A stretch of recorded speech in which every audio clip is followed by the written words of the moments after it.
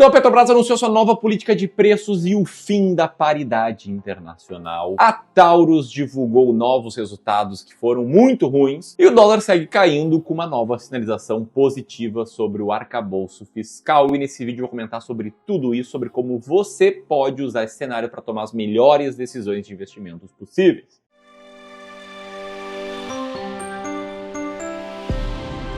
Bueno, então eu quero te contar essas 3 histórias aí de hoje para depois te mostrar como tomar boas decisões com base nelas. A primeira história é a da Taurus, que divulgou ontem à noite os resultados referentes ao primeiro trimestre do ano de 2023 e apresentou uma grande queda no seu lucro líquido e também no lucro operacional. E essa queda acabou surpreendendo bastante o mercado e surpreendendo de forma negativa. Afinal de contas, a sua receita caiu 33% na comparação com o mesmo período do ano passado e 24% na comparação com o quarto trimestre de 2022. E esse impacto foi composto tanto pelo mercado interno, que despencou, faturou 60% a menos, quanto pelo externo, que caiu 21%. Afinal de contas, a empresa vendeu uma quantidade muito parecida de armas nos Estados Unidos, porém o dólar estava na média abaixo do que no trimestre anterior. Além disso, o custo do produto vendido não caiu na mesma proporção, pressionando a margem bruta da empresa, e as despesas operacionais, as despesas para manter a operação, não só não caíram, como elas cresceram. Lembrando que as despesas são, na média, fixas, né? Independem do quanto a empresa vende. E com tudo isso, o lucro líquido desabou. Caiu 80% na comparação com o mesmo trimestre do ano passado e 70% na comparação com o quarto trimestre. E o ponto é, eu já percebi um certo pessimismo em relação às ações da Taurus. Afinal de contas, a produção da Taurus ela vinha caindo já trimestre após trimestre, inclusive se manteve estável nesse trimestre, né, em comparação ao quarto tri de 2022. E até de certa forma, eu risco dizer que já era esperada uma queda nas vendas aqui no mercado nacional. Só que essa queda foi muito grande. A empresa vendeu 78 mil unidades no quarto tri de 2022 e apenas 22 mil unidades no primeiro tri de 2023, aqui no mercado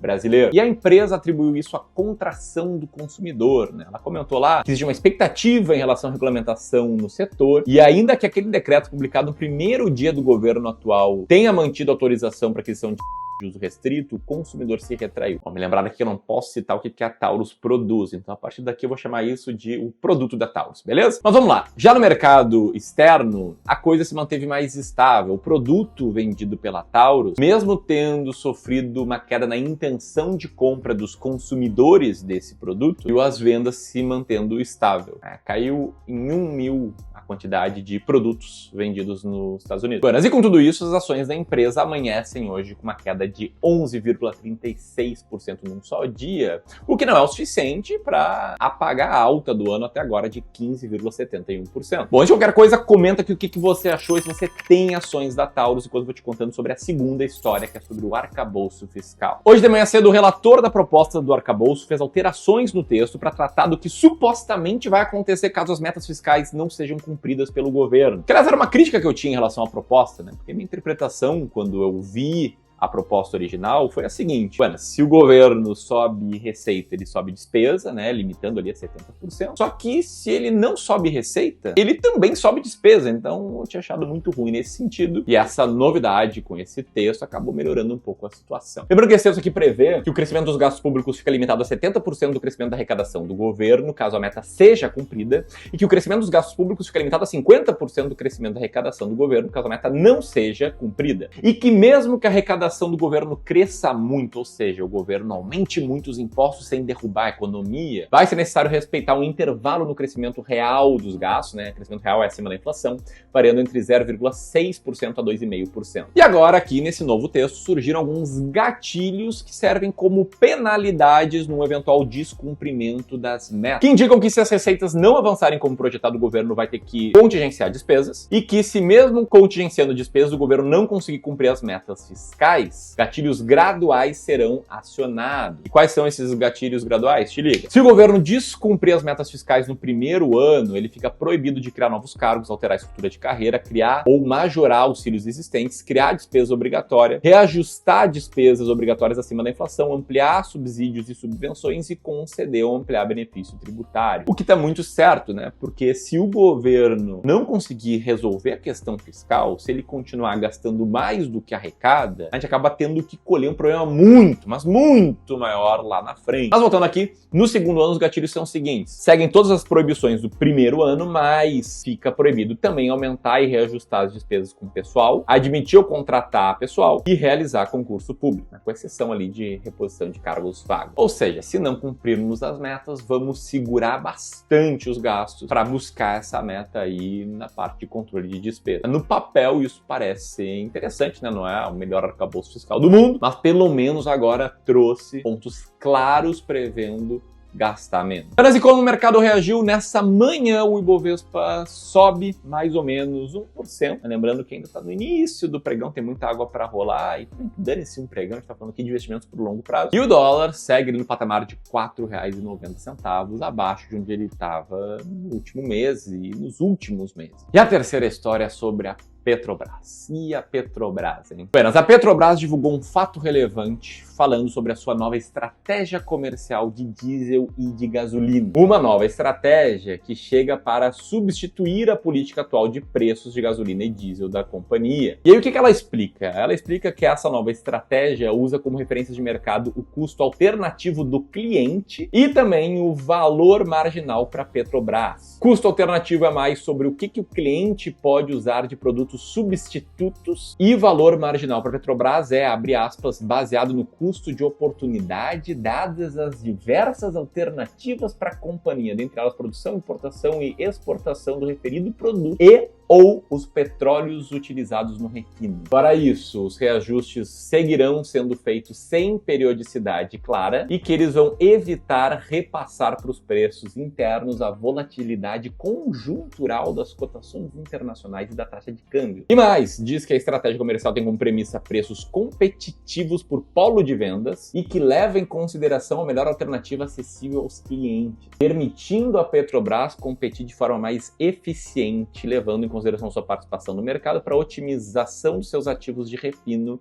e a rentabilidade de maneira sustentável. Olha, eu não sei sobre como é que tu interpretou isso aqui, mas eu achei vago pra caramba. Meio que diz muita coisa, mas na prática diz muito pouco. Inclusive, lendo o Twitter agora há pouco, vi esse comentário do Josué Nunes que eu concordo. É uma política nada objetiva, pouco quantificável, qualitativamente abstrata, imprevisível, mas que atende aos desejos dos políticos. E ele lembra como no passado, com esses fundamentos, no governo Dilma, a Petrobras quase quebrou. Que para mim é o grande risco que o mercado enxerga. O mercado não se esquece do que aconteceu na década passada, quando o governo Dilma usou muito fortemente a Petrobras para subsidiar preços e para controlar de forma artificial a inflação, o que acabou tendo um peso maior do que o próprio petrolão. Petrolão, ali aquele esquema de corrupção, algo absurdamente imoral, incorreto, prejudicou um monte de gente, mas o prejuízo pela intervenção acabou sendo ainda maior, né? Estimado em 100 bilhões de reais, prejuízo gerado pela política de intervenção da Dilma, que segurou a inflação por algum tempo, só que depois, quando isso acabou, porque não tinha como continuar, a inflação estourou, né? A gente viu toda aquela crise dos anos de 2013, 14, 15 e 16. Mesmo se você pense, Ramiro, mas estatal não é feita para dar lucro.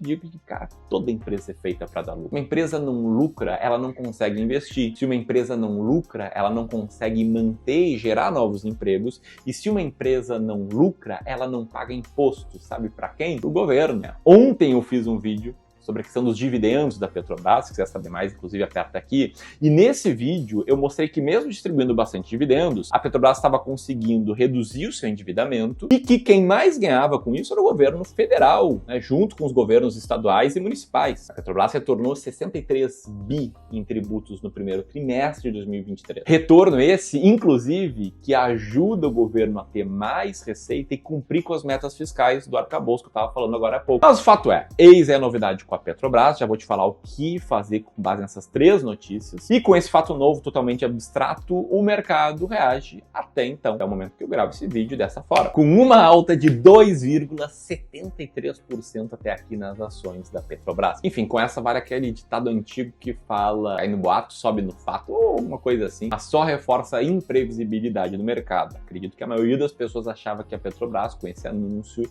ia abrir numa queda muito grande hoje. Mas pensando nessas três histórias, o que o investidor deve fazer para te ajudar a tomar as melhores decisões possíveis? Primeiro, eu quero começar com o que não fazer. A primeira coisa a não fazer é não deixar o dedo no like nesse vídeo. Se está assistindo até agora, acho que vale aquele apoio. Mas o que não fazer, falando sério agora, é concentrar os seus investimentos. E aqui eu falo tanto em concentrar apenas em ações brasileiras, quanto em concentrar apenas em uma ou poucas ações. Lembra que guarda-chuva tu tem que comprar em dia de sol, e seguro tu compra antes de bater o carro. Na prática, o que isso significa? Isso significa que você precisa, antes de qualquer coisa, em se tratando de investimento de longo prazo, desenhar uma carteira ideal de investimentos, considerando as suas próprias características, a sua própria realidade. Aqui no Clube do Valor a gente tem serviços de wealth, em que cada cliente tem a sua própria carteira. Então tem alguns clientes que são mais conservadores, não suportam tanto risco, e esses caras têm uma carteira com 10% só de peso em ações brasileiras, né? 30% de peso em renda variável. Tem outros investidores mais tolerantes ao risco, que aguentam mais uma crise, que tem peso maior em ações, chegam a 20% em ações brasileiras e 60% em renda variável, aí somando ações norte-americanas e fundos imobiliários. Tem outros clientes muito tolerantes ao risco, que estão de boas em ficar 3, 4 anos com resultado ruim, que tem uma carteira 100% de renda variável. E ainda assim, na parte de ações brasileiras, que é o que a gente está falando aqui, né, sobre Taurus, sobre Petrobras, eles têm 20 diferentes ações. Por quê? Para garantir uma boa diversificação.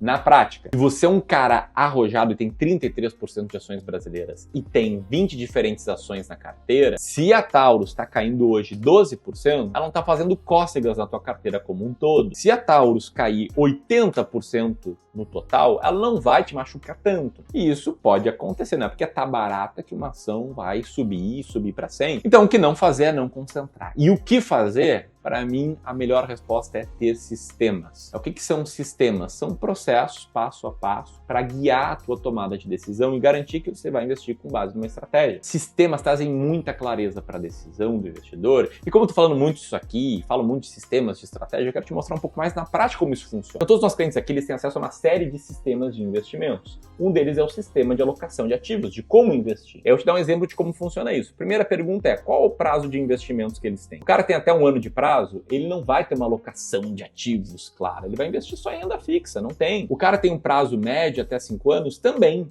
vai investir só em renda fixa, claro, né, com outros tipos de ativos, com vencimento um pouco maior. E o cara que está pelo longo prazo, ele vai receber novas perguntas. Exemplo, quanto você aguenta ver a sua carteira cair?